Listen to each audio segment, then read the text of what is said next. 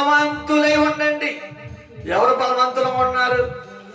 మొదటి సమూయేలు 17వ అధ్యాయము 13వ వచనంలో 33లో ఒక మాట ఉంది. సౌలు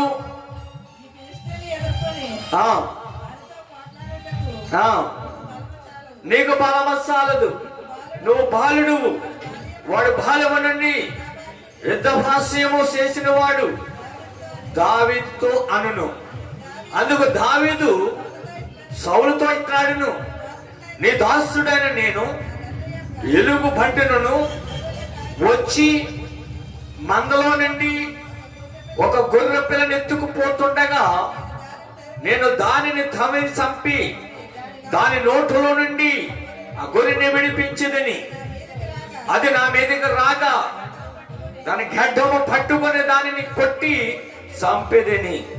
నీ దాసుడైన నేను ఆ సింహమును ఎలుగుబంటును చంపేదని, జీవము గల దేవుడిని సైన్యమును తిలకించిన ఈ సున్నతి లేని ఈ పిలిపిళ్ళు వాటిలో ఒక దానినని అగును. హల్లెలూయా. ఏంటంట? ఏ వాక్యం ఇక్కడ? ఏమై ఉందన్నాడు? బలవంతులే ఉండండి. అవిధిని సౌలేమంటున్నాడు రాజుగారు, ఒరే నాయన నువ్వు పిల్లోడు, చిన్నోడు అని బలాస్తానుడు, చిన్నప్పటి నుంచి యుద్ధశాలి అంటున్నాడు. అతనికి చెప్తున్నాడు, అయ్యా మా నాన్నగారికి 80 సంతానంలో లాస్ట్ నేను చిన్నోడిని గొర్రెలు మేపుకుంటాను. ఈ గొర్రెలు మోపుకునే వేళలో ఏమొచ్చింది? వెలుగుబొట్టు వచ్చింది. దానిని చంపి ఆ గొర్రె పిల్లను తప్పించాను. సింహం వచ్చింది, దానిని గడ్డం పట్టి నేను కొట్టి చంపాను, గొర్రె పిల్లను తీసుకున్నాను. కానీ ఈ సున్నత లేని వాడు, ఈ జీవము గల దేవుడిని ఏమంటున్నాడో తెలుసా? వాడి మీదకి నేను వెళ్తా అంటే అక్కడే ఉన్నారు వాళ్ళ అన్నయ్యలు. ఓయ్ ఏం మాట్లాడుతున్నావు, ఎందుకు వచ్చేవాడే వెళ్ళిపో అని చెప్పి గంటపోతున్నారు. నువ్వు భక్తి చేస్తంటే నీ భక్తికి అడ్డుపడేది ఎవరో కాదు, నీ చుట్టూ ఉన్న వాళ్ళే.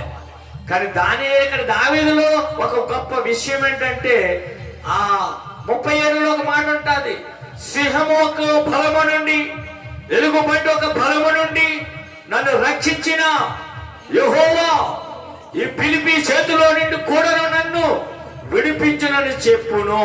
అందుకు సౌలు, పొమ్ము యెహోవా నీకు తోడుగా ఉండనుగా కానీ దావీదుతో అనును.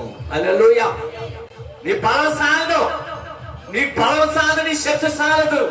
కానీ నీవు ఆరాధిస్తున్న బలవంతుడు బలం పొందుకోవాలంటే నువ్వు ఆరాధన చెయ్యాలి.